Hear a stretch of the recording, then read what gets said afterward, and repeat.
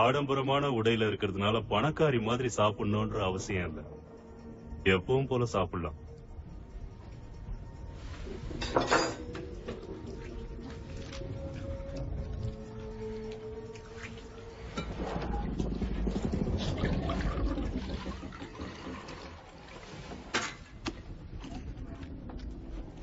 இந்த வைனை குடிச்சு பாரு.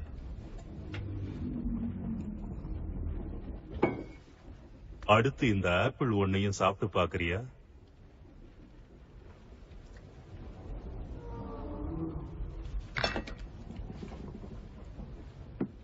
இதுல விஷம் இருக்கா? உன்னை கொலை பண்றதுல என்ன பிரயோஜனம் இருக்கு மிஸ் டர்னர்?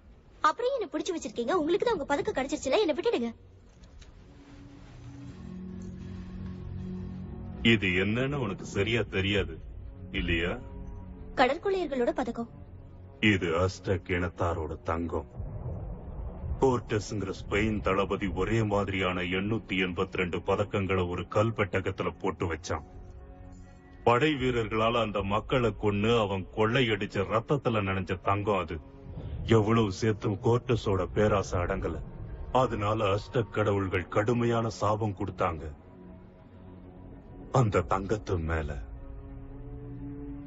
அந்த பெட்டகத்திலிருந்து ஏதாவது ஒரு பதக்கத்தை எடுத்தா அந்த மனுஷன் பேயா அலைவாங்கிறது தான் சாபம். நீங்க சொல்ற பேய் கதைகள்ல எனக்கு நம்பிக்கை வரல கேப்டன் பர்பூசா. சரிதான். முதல்ல கேள்விப்பட்டப்போ நானும் ஒன்ன மாதிரி தான் இந்த கதையை நம்பல. கல்லறை தீவுல தான் அந்த தங்கம் வைக்கப்பட்டிருந்தது. அந்த இடத்தை கண்டுபிடிச்சு போறது கஷ்டம். ஆனா நாங்க கண்டுபிடிச்சோம். அங்க பெட்டகம் இருந்தது, தங்கமும் அதுக்குள்ள இருந்தது. மொத்தத்தையும் கொண்டு வந்துட்டோம். அத வச்சு நாங்க குடி கூத்துன்னு வாழ்க்கையை ரொம்ப உல்லாசமா அனுபவிச்சுட்டு வந்தோம். அந்த தங்கத்தை செலவு பண்ணிட்டு வர நேரத்திலேயே ஒரு பெரிய உண்மை எங்களுக்கு தெரிய வந்தது. எவ்வளவு குடிச்சாலும் எங்க தாகம் அடங்கல. வாய்க்குள்ள இருக்கிற உணவு சாம்பல் ஆயிடும். எந்தவித உல்லாசத்தையும் அனுபவிக்க இயலாத நிலைக்கு நாங்க ஆளாயிட்டோம். நாங்க சபிக்கப்பட்டுட்டோம் மிஸ் டர்னர். பேராசையோட தங்கத்தை தேடி போன நாங்க அந்த ஆசையாலேயே சாபத்துக்கு ஆளாயிட்டோம்.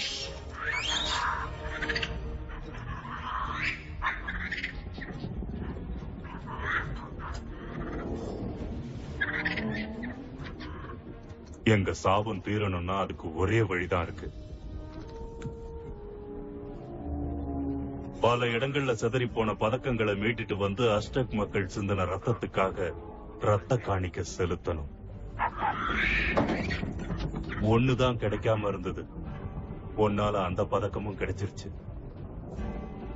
என்ன சாபம் போக ரத்த காணிக்கையா? ஆமா, பின்ன எதுக்காக உன்னை உயிரோட விட்டு வச்சிருக்க தெரியல.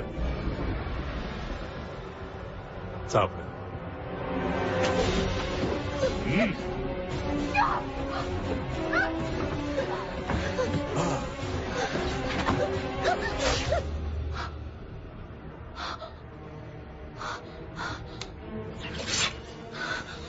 தெரியாம தான் கேக்குறேன். என்ன கொன்னுட்டு இங்க இருந்து நீ உயிரோட தப்பிச்சு போயிடுவியா?